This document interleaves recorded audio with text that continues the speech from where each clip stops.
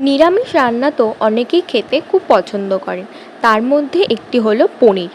আমার তো পনিরের যে কোনো পদ খেতেই দারুণ লাগে, তাই আজ বানিয়ে ফেললাম পনিরের একটি নতুন ধরনের ভিন্ন স্বাদের রেসিপি। প্রথমে কড়াইতে সর্ষের তেল গরম করে তাতে ছোট ছোট করে কেটে রাখা পনিরগুলি দিয়ে হালকা করে ভেজে তুলে রাখবো। ওই একই তেলে গোটা গরম মশলা ফোড়ন দিয়ে আগে থেকে কেটে রাখা বিনস, গাজর, ক্যাপসিকাম দিয়ে ভেজে নেব।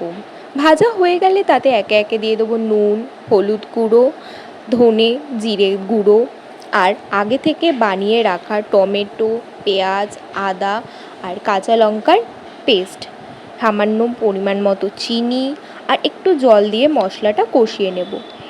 এরপর এতে ভেজে রাখা পনিরগুলি দিয়ে ভালো করে নাড়াচাড়া করে আবারও কিছুক্ষণ কষিয়ে নিয়ে সামান্য টক দই দিয়ে নাড়াচাড়া করে 1 মিনিট লো ফ্লেমে রেখে দেব।